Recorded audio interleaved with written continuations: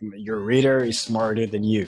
And I always try to remind it to myself because I think that's the reason why a lot of people write fluff. That's Shlomo Genshin. He's the founder of The Creative Marketer and on a mission to make B2B content more interesting. In 2020, Shlomo surveyed the creator space looking for his way to stand out, but noticed a massive gap. 4 years later, and he's amassed over 45,000 followers, 8,000 newsletter subscribers, and has created a hub of over 200 creator assets. First step is just like planning those ideas. Like the second step, water. And then the third step is harvest. In our conversation, we discuss his 3-step framework for finding and organizing ideas in your content library, his tips on leveraging tech when executing your ideas, and why vulnerability is the key to creating standout content. I'm Tommy Walker, my guest is Shlomo Genshin, and this is The Cutting Room. About a month ago, I'm on LinkedIn and I come across this article on my feed or a post on my feed that was about Uta Hagen's 9 questions. Now, in case you're not familiar with Uta Hagen's 9 questions, you have questions like, who am I? What is my obstacle? And how am I going to overcome my obstacle? Now, going to an acting conservatory, I'm very familiar with Uta Hagen's techniques and the other people who were instrumental in the American Playhouse. And after seeing this, I looked in and I had to dive in and learn more. And as I did, I saw that the person who was sharing this was talking about AI techniques and characters for brand and literary devices and rhetoric. And the more I dug in, the more excited I got to talk to this person. And I said, I need to have them on my show. And who I'm talking about today is Shlomo Genshin. He is the founder of thecreativemarketer.net. Highly, highly recommend it. He's worked with companies like Burger King, Siemens, what do I got here? Hyundai, Coke, and Burger King, and a whole lot more. I'm very excited to have this conversation today. I can't even express how much. I think you can see it in my face. Before we get started, if you are new here, welcome to The Cutting Room, the show where we talk to industry-leading marketing professionals about their content marketing philosophy, process, and pregame before they edit an article live. I'm your host, Tommy Walker. And if this is your first time, let us know in the chat what your favorite creative tip is to keep yourself staying creative in a rut. All right, that's it. No more introduction. Shlomo, tell me about your content marketing philosophy and how has it evolved over time? All right. First of all, thank you so much for having me. And it's such an honor. And I'm also excited to read all those creative tips in the comments. So I'm going to check them out later. I'm going to steal them probably. So watch out. And yeah, let's talk about content a little bit. So I think I started my content journey mostly imitating people that I liked. I think at the time it was like Eddie Schleiner and other people I admired, especially on LinkedIn and on Instagram. And I was just reading their stuff and I thought it's not only the way they write, but it's also the way they live, how amazing it is to learn things and then just to share them back and people read and you can find other nerds who are interested in the stuff that you like. And I wanted to do just that. So I basically started writing and imitating the writers that I like the most, trying to write the same. And slowly, like it happens to a lot of people, I think, it just didn't work for me. I tried to be like them, but I was myself. And slowly I started developing this style where I mostly break down, I'm a copywriter, and I mostly break down the ads that I make in my headlines, taglines, ideas, and reverse engineer and show how I actually came up with those ideas. Because I noticed that in general, in the creative world, people are very often like creatives and LinkedIn and business people. I don't know how you want to call us, but we're sometimes a little bit judgmental of, all those like Instagram influencers. And we're like, yeah, we're so much better. We're like intellectuals. But in reality, if you think about it, we're very much like them because we only share our best work. We only share our success and we never share the process behind it. Like we don't want to show all our drafts, all our shitty headlines, all the stuff that, that was bad. And I decided I want to change that and I want to try to actually share the process, all my failed attempts and all of that. And that's how I started writing online.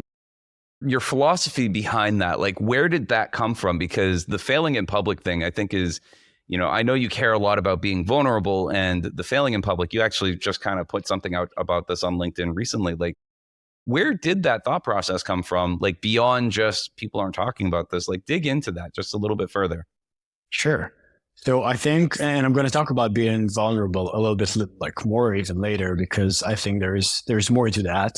But I think it came from a good friend of mine, and I was talking on the phone with him. I was in Berlin. He lives in London, and we were talking, and I was sharing how I want to go freelance. Like I don't want to work at an ad agency, like all the other creatives do. And I want to kind of, create my own thing.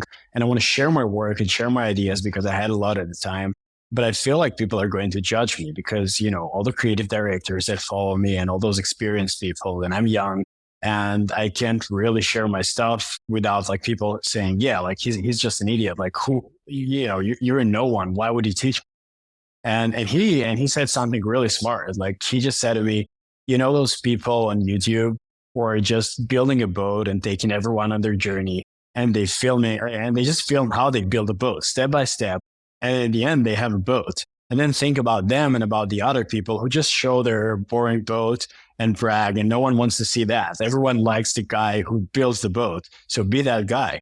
And that's exactly the approach I took. I decided like, I'm going to share everything I do, just without bragging, but actually like showing things how they are. And then nobody can say anything about it because like, it's not like I'm bragging or teaching or preaching or whatever. I'm just sharing reality as it is. And it makes things so much easier for me.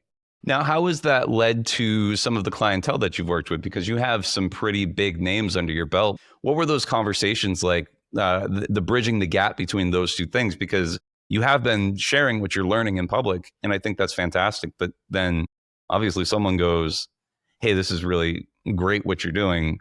Let's work together. So first of all, like some of the biggest consumer brands I've worked with, those through agencies, I got to say. But then a lot of other clients like Siemens, for example, or like a lot of other, like Amazon didn't work out eventually, but like a lot of other interesting opportunities, from big companies to startups, they all reached out actually seeing my work. And I think that's one of the most interesting things that I've also learned from a creative named Pablo Richat. I really recommend you following him. He had like 1 million followers on Instagram and he's doing crazy stuff with pigeons. So one of his principles that I always try to follow is treating your social media as an open sketchbook that people can just come into and see. And I think like this thing is amazing. And I usually call this principle fake ads create real opportunities.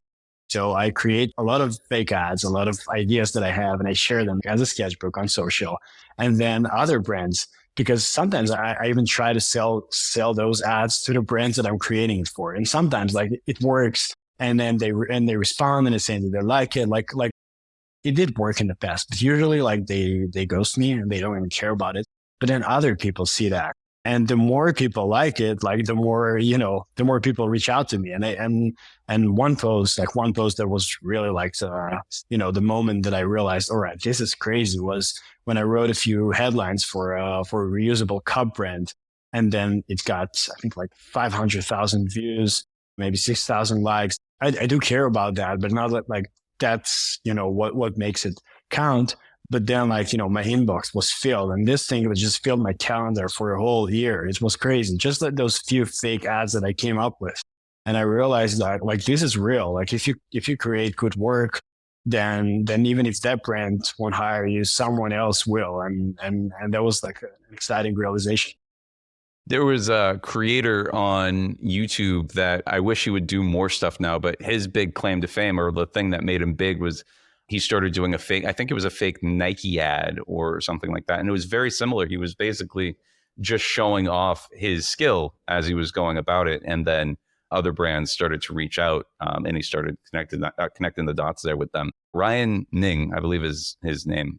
But what I think is cool about that is that you're not just like, a lot of folks will theorize, right? I know I do this. I'm very guilty of this, where it's like, here are these principles that you should be following, or whatever, right? 10 tips to whatever. Yeah. But you're like showing the application, even if it's in a fake scenario. And today, even you put out your IKEA ad. Tell me about that. Yeah. So that's an old one I created back in high school, like in ad school, not high school, sorry. and this one helped me, and this all helped me get one of my first internships. So the ad goes like, fighting is inevitable, but at least you'll sleep on a comfy couch. And then you have a whole series of those, like, but at least you will sob into a new memory foam pillow and stuff like that. And yeah, and like I totally forgot about this one until I saw that someone has published it as a real IKEA ad. And I was like, no, this one was fake. Actually, I created an ad school. And then I thought, all right, maybe it's not that bad. Like I could actually use it for my content as well. So I broke it down, and back then I had no idea what I'm doing. Like I just randomly came up with that. But today I kind of publish, the way it is structured, and it's very interesting. I call this technique the silver lining, and I think it's something that a lot of brands could use as well, where you actually think about all the disadvantages and all the downsides of your product. And one of them was like the one that I highlighted, but I wrote a bunch, but the one that I highlighted was arguing with your partner when you go to IKEA, which always happens to me. And it's my fault, by the way, never my girlfriend's. Always. Yeah. And then, so that was that's the first step. And then the second one is finding advantages to those disadvantages. And I think you could do it literally with any product. And the easiest framework to do it is to say, yeah, but at least this and that. And you can say it's, it's for anything basically. And then the third part is actually picking the best one and kind of expanding it into a more interesting series and a broader concept. And I think what's great about this is that you're actually being honest with your readers. You're not trying to pretend or trying to be something that you're not, because that's something people can smell immediately. And probably they don't even need to smell it. They just fall asleep or skip your ad because it's so boring, pretentious brands. But then if you're being even a little bit honest and you admit that thing that everyone knows anyway, you're just like that person at a party who's a little, who makes a little bit fun of themselves and have that like self-deprecating humor. So that's exactly the same personality, but in an ad. And that's one of the things that I, like to do in my content. I love that. And you've seen that more recently, I think within maybe the last 10 years, some brands are really starting to adopt that. The one that stands out to me the most is when Domino's put out their whole, like, yep, we know our pizza sucks. Like, we're trying to make it better campaign. It was like, there is a little bit more honesty there. And that seems to be a through line with everything that you're talking about right now, is that level of honesty. Now, the promise of the episode was you have a framework that you use for your process from ideation to publication, which brings us right into the next section of the show. Tell me about your content marketing process from ideation to publication. So first of all, I think that content should be savable.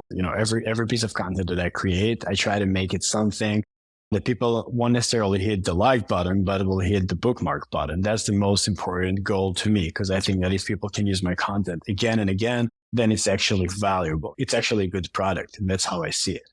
Yeah, and that's the first principle that I always follow.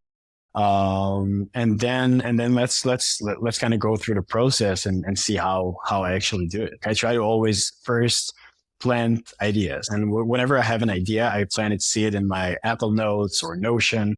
My main ways to find ideas are, the first one is working. I always keep, I kind of define myself as a content creator too, but I'm always for a copywriter first, because I know that if I'm going to stop working, I'll just be disconnected from reality. So I do client work at least 3 times a week, and I created content during the other 2. So when I have problems or, guides I wish existed, I just write them myself. And this helps me find things that are too complex right now, or that I could simplify for myself and for my readers. For example, how to write headlines fast. This is one of the pieces of content that I spoke about earlier. And this one I just wrote because I wished it existed, or just noticed that it would be possible and other people could benefit from that. So that's the first part. And then the other part is curiosity. Sometimes I just get curious and I think, very much like you, just dive into things that have nothing to do with marketing often. So it could be anything like music, theater, philosophy, psychology, sales. And I even want to get into film as well, because I don't really know much about that. And this helps me find interesting ideas that I can later connect to marketing basics to make it more interesting. And that's another principle that I really believe in, which is simplify the complex and complexify the simple. And the way it works is that when we have something that is actually complex, like writing headline, I always try to put it into a very simple recipe, like 1, 2, 3. That's what you do, so people can actually get it and do it. But then when I have a simple concept that people already know, something like the principles of persuasion, I don't know, like the pillars that people like are kind of familiar with, or creative, or going on a walk to be creative, like basic things that almost everyone already knows.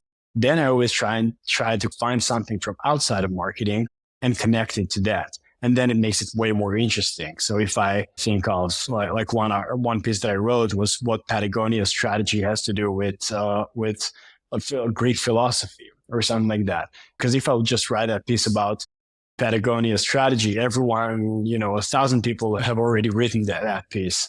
So then I need to connect it to something new and complexify it, make it a little bit more complex just to make it work. So that's my principle there. And that was the first step. Do you remember what the steps were when you connected it? You mean how it was? Like how it went, the whole thing? Usually the first step is just planning those ideas. For example, finding those interesting principles. I think I read a book about how to speak like TED or something like that. And I found those Greek philosophy principles. And then I just took a note and I planted the seed. But then I knew this wasn't ready, like to be a newsletter or a piece of content or anything. I just kept it there until I would find something good to connect it with. And then a few months later, I found that piece about Patagonia, or came across their website, and I thought, all right, like these are exactly the same principles. Now we could connect it. Now like this piece is ready to, I'm kind of ready to go for it. And that's exactly why I call the second piece, the second step, water. I usually wait between 2 weeks and 6 months for an idea to be ripe. During that time, I slowly add thoughts, notes. It's often even longer because I just know that first idea is there, and I have a lot of them. It's like a big bang. And then, during that time, I just slowly add thoughts, quotes, and other pieces of research.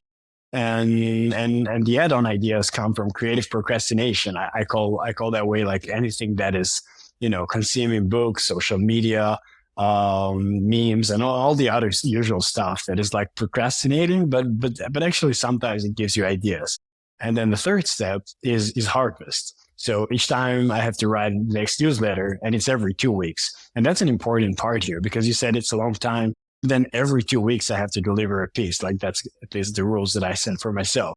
So it's not like I can let all my ideas just slide there for 6 months, right? Like every 2 weeks I have to find one good idea. So I pick one that seems relatively good and then start playing with it to see if I can turn it into something useful. And by useful, I mean that people can actually follow step by step, save and return to when they need it. I learned this principle from Lenny Richinski. He's one of my favorite bloggers, and he uses the jobs to be done framework for everything he does. And I think it's very important, to know that the piece that I'm writing, at least for me, is that I consider myself a completely nonfiction writer, to know that my piece serves a purpose, and which is not just entertainment or whatever. And sometimes I just start working on an idea to see that it's not ready, and then just put it aside for a few more months. But usually, at some point, I have to finish that newsletter. And after I get my first draft, I just start editing it, which we're going to talk about later. How much are you breaking your brain when you go to write? And I ask you this because I know when I try to distill certain principles, because I do a lot of traditional filmmaking technique, story structure stuff in particular, and make that application fit over to B2B, because there is a lot there, right? There's a lot of cross connection. How much are you breaking your brain in the process? Because I know that there are times where I'm just like, I can't figure it out. What am I doing? And then how are you overcoming that to finally break through in that moment? It's very awesome that I start writing that piece, and then it seems like I have all the pieces at that moment, but then I start writing it and I'm like, no, it's not ready.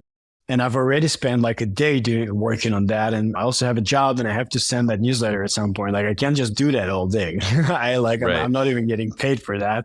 So it's time to do something with my life. And then it really depends on the situation. Sometimes I have no other option and I just have to push through. And somehow eventually, I push more and I research more. And I stay up late and eventually I kind of crack it. But sometimes, and that's my favorite thing to do, if I have time, I just put it aside, really. It's always the best solution, because I don't like pushing through I do think that it takes some time of like vertical work of digging as soon as I decide that I'm going to work on a piece. But if I'm seriously stuck and I feel like things are not working, the best thing would be to wait another month because I would just find a solution. And I know that's not a privilege everyone has. Like, I don't have it in my job, of course, as a copywriter. But then as a creator, when I have a big bank of ideas and I don't have to necessarily like, ship specific pieces and I can decide what I'm going to do, then it makes it easier and I have that privilege. Are you using AI at all in that process, like to get to that breakthrough? If you're you're right there? I know it's for the breakthrough because first I need that good core idea. I use it for completely different purposes. I use it mostly for like research and understanding my customers and finding human insights and stuff like that. One use case that I really like is finding examples from pop culture. It's something I learned from David Perel. And then I had a bunch of like tips and I kind of tried to gather everything I know about creative blog into this big SOS kit that I can go back to every time I'm blocked. But then I wanted to add more examples, like I need to complexify the simple. So then what I did there, I asked ChatGPT to find examples from pop culture to each one of those. So I wrote about fear of failure, for example, and then GPT helped me find that example of how Adele was terrified after her super successful album 21. She just wanted to quit music, and she was terrified to publish one more song. And I feel the same, of course I'm not Adele, but when my post does well, then in writing the next one is very hard because I feel like, right, like this time everyone will know that I'm a failure. Everyone will know that I'm fake. and it's so hard to do that.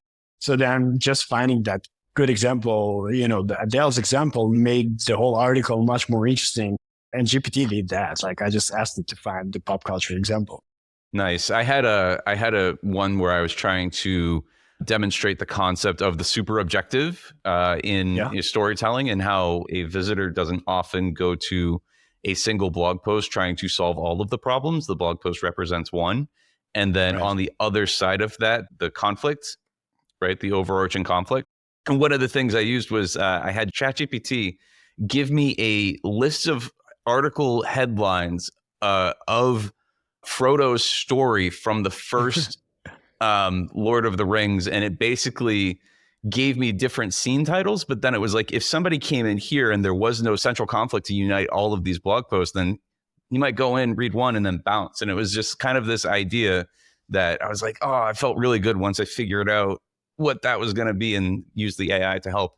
Anyways. That's beautiful. Yeah. And that's so geeky. I love it. I'll have to send it to you because I was so happy once it came out. I was like, this encapsulated it perfectly. We've got plants, we've got water. What comes next? We had plant, water, harvest. And now, and actually like the other part, edit and distribute. I don't know why I called it edit. I probably got tired. I should have found a name that is in the agriculture area, but that's not bad. I'm sorry. We'll go with prune. Okay. That's good. Yeah. Thank you. So once I have that messy first draft, I start editing. I remove all the obvious fluff, and whatnot. And it's hard because it's always hard to kill my babies, but I keep reminding myself this one thing, that your reader is smarter than you. And I always try to remind it to myself because I think that's the reason why a lot of people write fluff. They just think that people won't get it. They just don't trust their readers, or why people make boring ads as well. They just think if you don't make it ultra clear, then people won't understand it. But then we always discredit people, and we always don't get how subtle humor or writing can be and how we can, remove most of it and then let them figure out the rest. By the way, it's also a better approach because if you're not writing something super new and novel, and then often taking out some of the pieces and letting them figure it out actually makes it sound more new and exciting just because they're participating in it. So I'm always trying to do that and cut out as much as possible. And then one of the most meaningful things I do for my content and newsletter is write a promo post. I needed to tell people to subscribe. I usually post it on Monday and ship the newsletter on Friday and Thursday. So then I write it a few days before, even before I finish the piece. And it helps me because I write just basically 3 things that they're going to learn. And just by writing that promo, it kind of helps me to understand the main part of it, to know what to focus on, what's actually valuable in it. And usually I know that if the promo is not good, the newsletter is not going to be good either.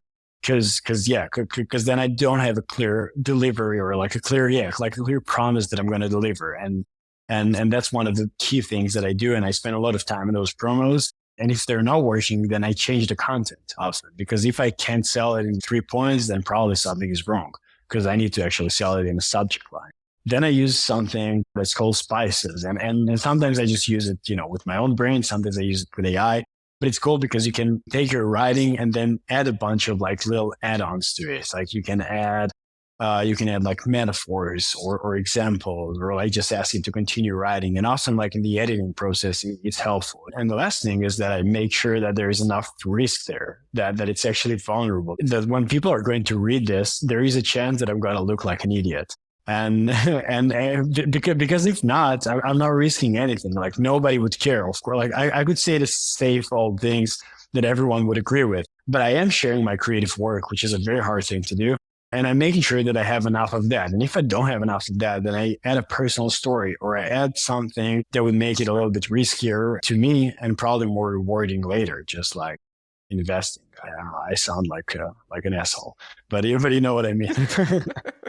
Absolutely. What I love about this whole process is that you want to learn more about filmmaking and start to connect those dots. If you haven't read Robert McKee's story, I highly recommend that, because one of the things that he drives home is that your surface level ideas, get rid of them. Like write down your top 10 surface level ideas when you're trying to get to a concept, but then get rid of those, because that's going to be the thing that creates drivel. And what you're doing is you're getting rid of the surface level ideas, but then you're also respecting your reader's intelligence and letting them fill in the gaps in certain areas, or even purposefully creating gaps. So, there's a little bit of interactivity, at least with the engagement in the brain. And then the last part of that is making sure that maybe you sound a little dumb because you're putting something out there that's a little bit risky. I love that, because I feel that quite often with the work that I try to do, because it's like, if you're not risking yourself, it's that whole, writing is easy, just bleed on the page a little bit, right? It's you have to feel like that.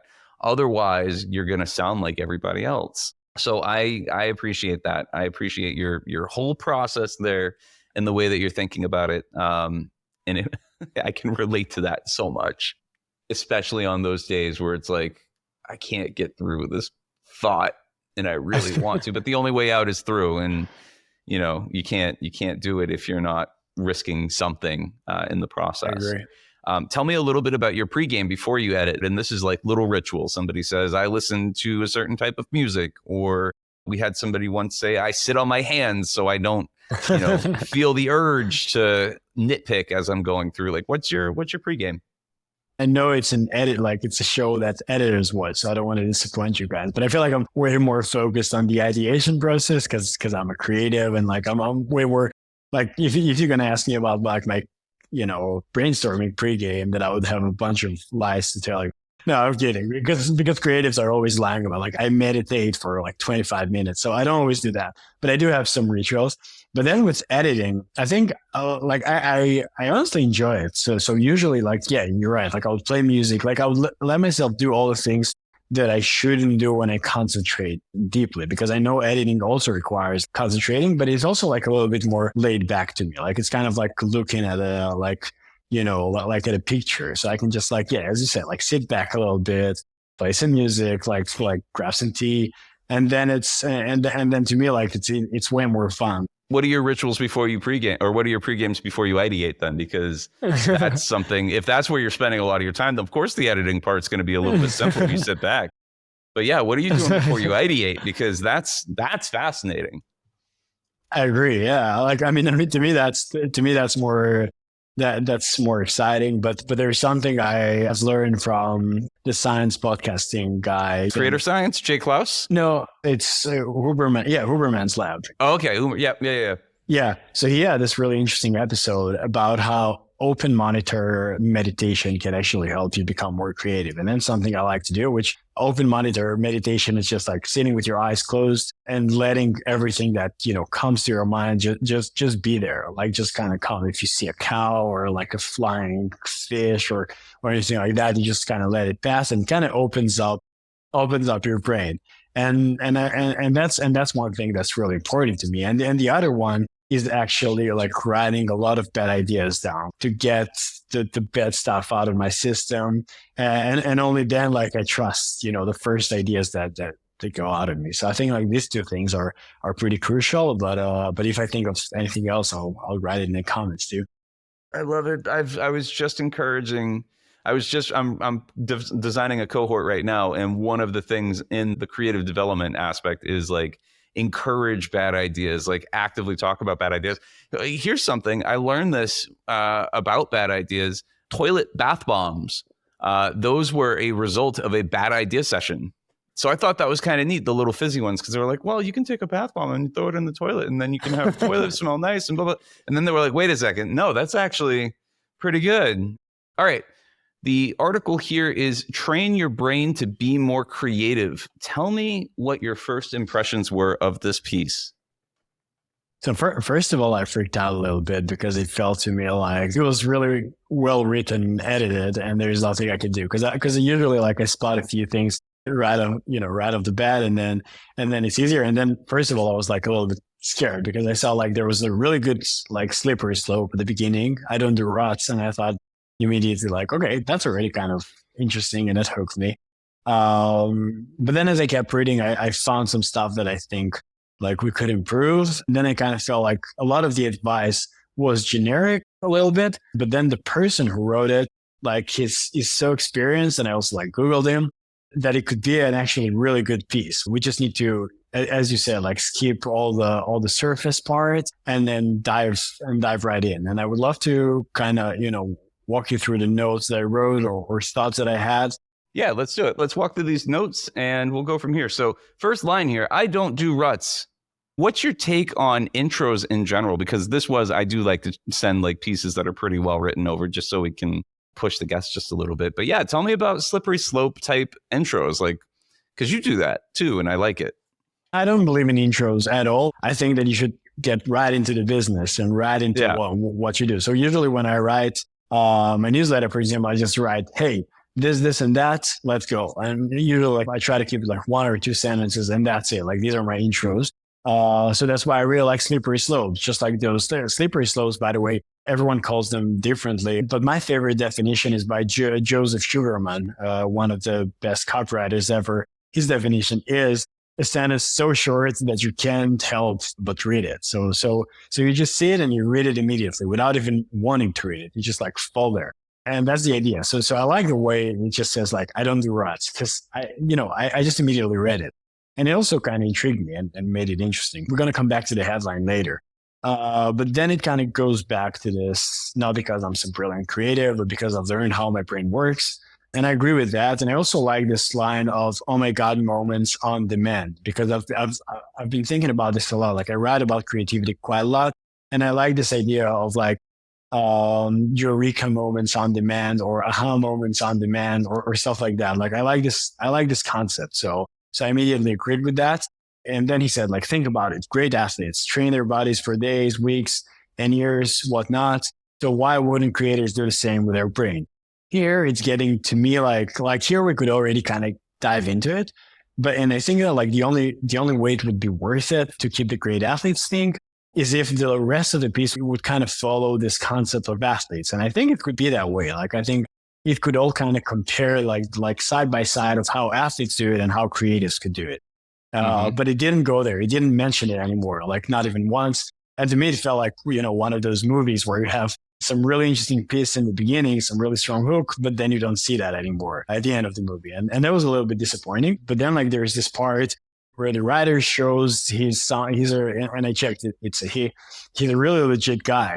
And he says like, I've spent more than 2 decades and counting in the advertising industry. And contrary to popular belief, creativity isn't inherent.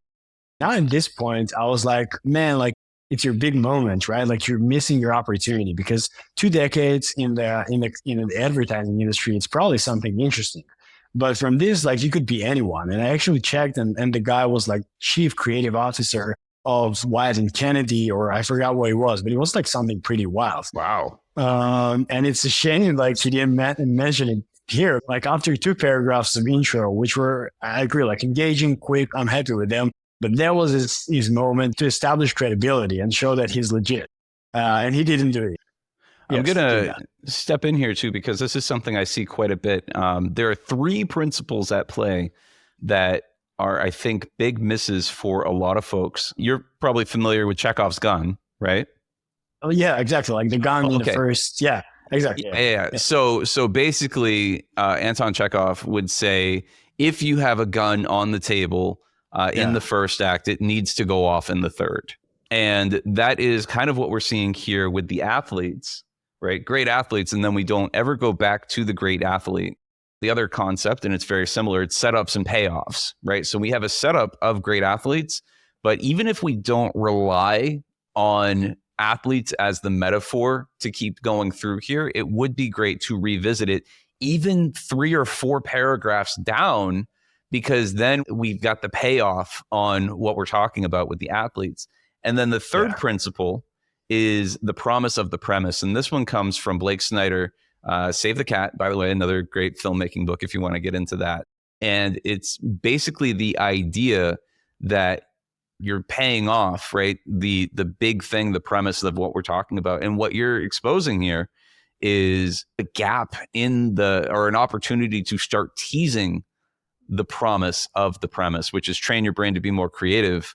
We have this opportunity and we're not digging into the credibility of that here. Now, granted, you've got some pretty good names under your belt too. So you might want to avoid flaunting too much, and that might be against editorial guidelines too for this particular piece.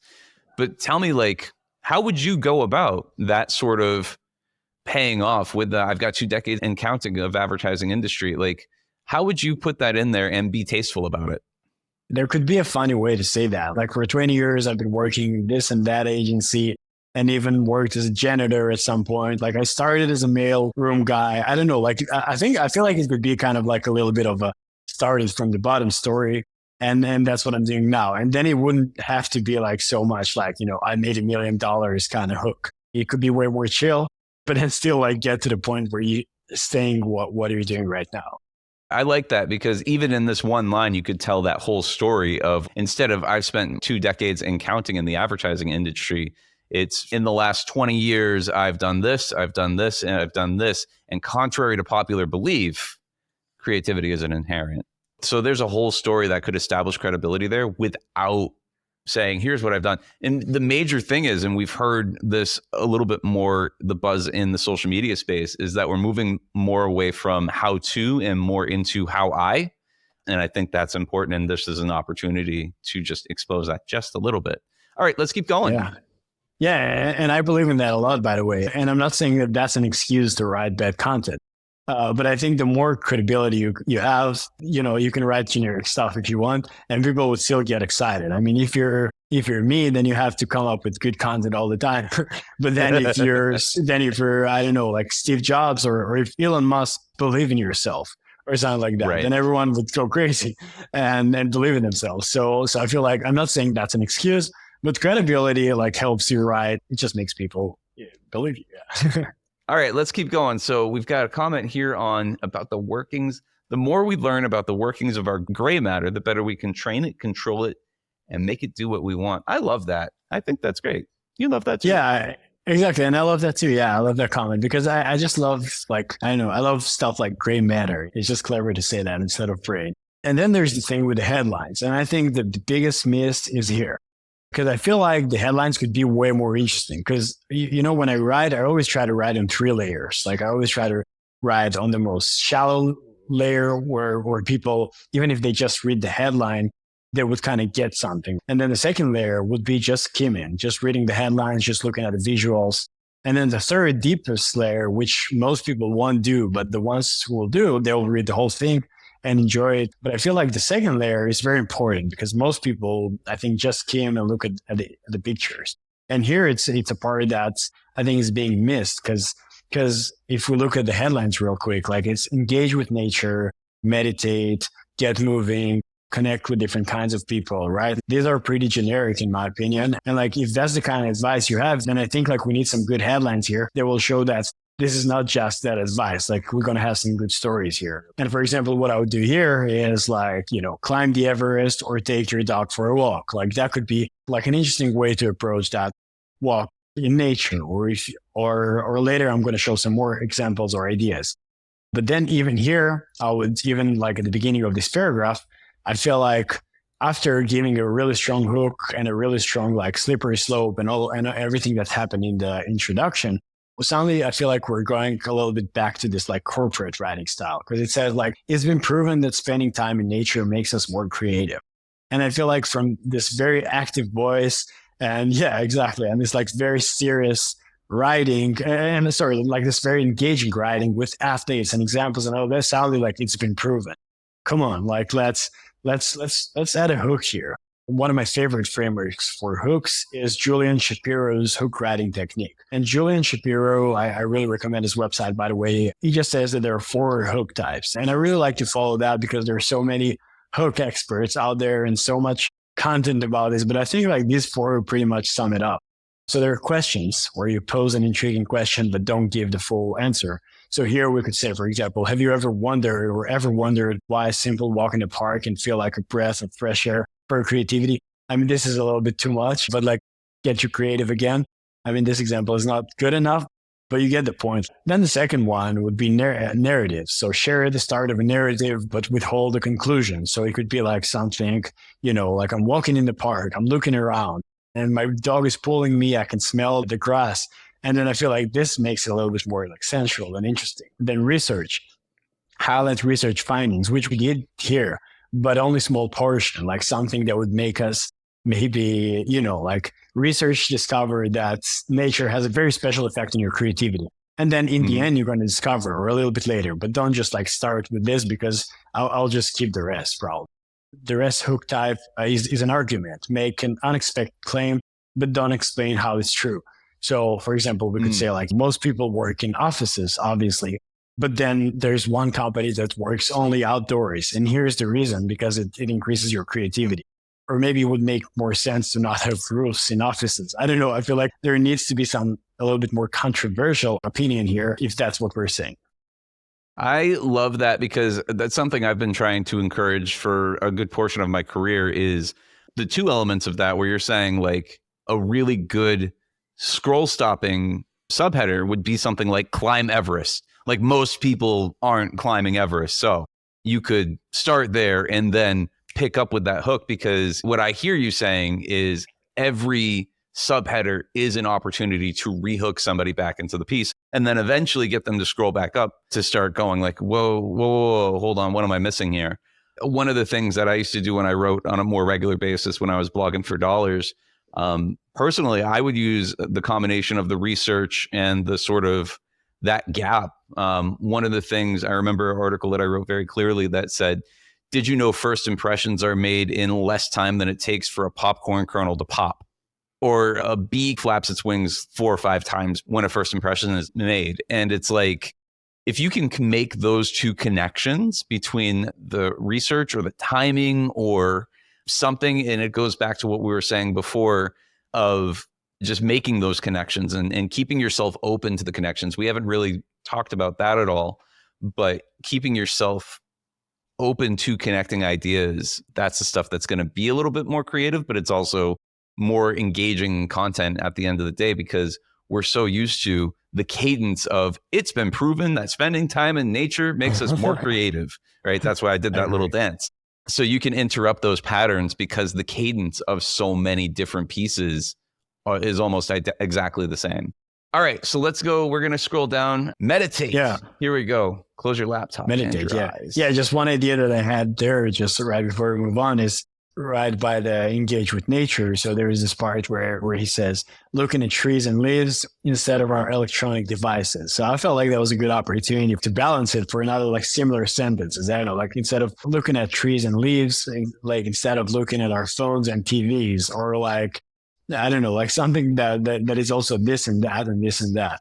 I feel like it could be also like just an interesting piece that I would add there. But yeah, let's go on to meditate.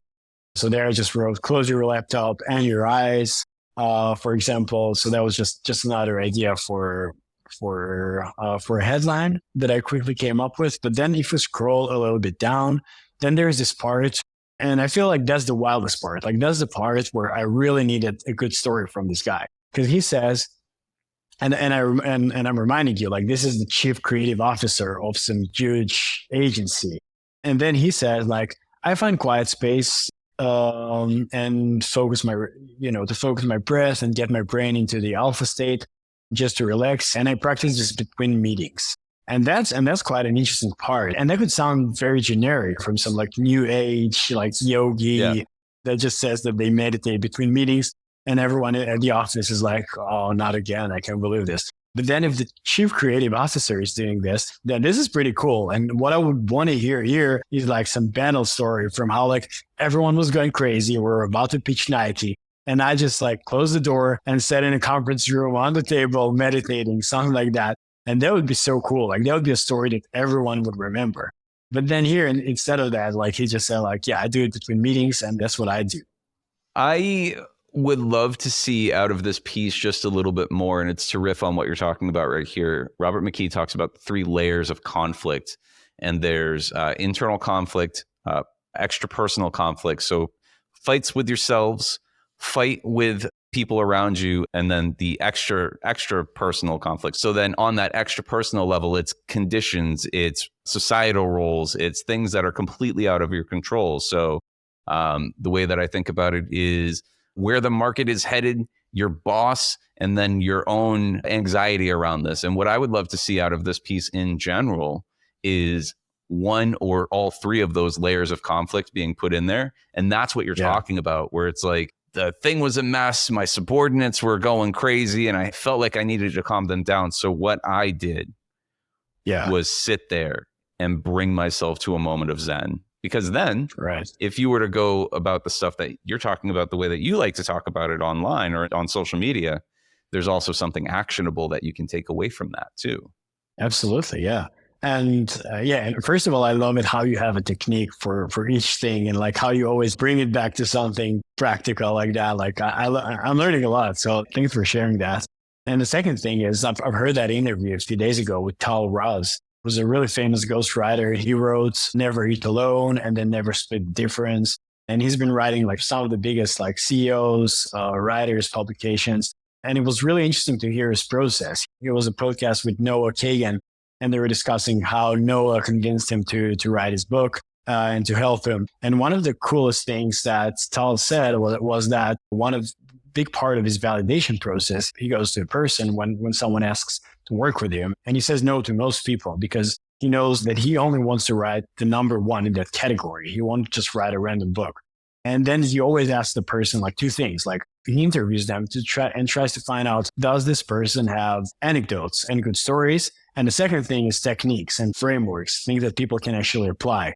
And I feel like that's such an important thing. Like that's where you actually see a good writer or a ghostwriter. Like, do they know how to actually use those anecdotes? Because that's those are the things that we eventually remember from nonfiction pieces. And that's so important. Yeah. One thing that I would do here again, like I wouldn't go for Steve Jobs, like every time. And that's one amazing thing that you can use. As I said, like GPT is great for finding good pop culture examples and stuff like that and references. So that's exactly the part where I would replace it. Like I would replace Steve Jobs, which is the obvious example for everything pretty much because he's done it all, to someone else, to Mr. Beast or just like Madonna or someone random who also does the same thing. Let's scroll down a little bit. And I think this is probably almost my last point. So connect with different kinds of people. So I had a friend in that school. He's still a good friend of mine. He's a crazy Portuguese guy. His name is Sebastião. And every time he would brainstorm, he would go to the craziest places. Like he would buy beers to the homeless people on the streets. or go to some like shady communist bars in Berlin. And when I'm saying shady, like they're really shady in places like that. And like she would always get drunk and hang out with the weirdest people. And she's an amazing creative still. And yeah, came up with a lot of award-winning campaigns. And I think like I would expect something like this here, because like saying that, diversity has been proven to increase creativity. I agree. Like, and it's true and it's important. But then I would want to see how this like white dude actually implements that. I would want to see that he actually does something crazy like that. But my point here is that like he needs to prove the fact that he's doing that he's actually practicing. Yeah. I would add a cheat sheet or a TLDR, something that would sum it all up. And if I really enjoy the article, I could just print it on the wall, stick it on my computer. And people are actually doing that. Like people send me pictures of them printing my cheat sheets, which made me like so happy. It actually made my day. But it also like, besides like, stroking my ego, it also showed me that people actually do that. Like if you make it savable, then people are going to save it. They're going to use it. And that's going to make this timeless and not just something they read once. I think that brings the entire conversation full circle, where your first part of your philosophy is to make it savable. To hear that somebody is actually doing that on the other side is probably one of the most rewarding things that you could have. Yeah, it is. Yeah, it is. And it's also the gun example that you gave. Yeah, Chekhov's gun. Yeah, perfect. Okay, cool. So if you could take just a couple of minutes, let's sum it all up. If you can leave our folks with a word of advice to help them stay a little bit more creative, what would that be?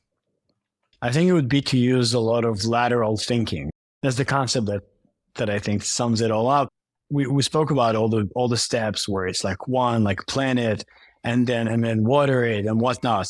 But then really it just comes down to the fact that you always have to look for things outside what you were talking about.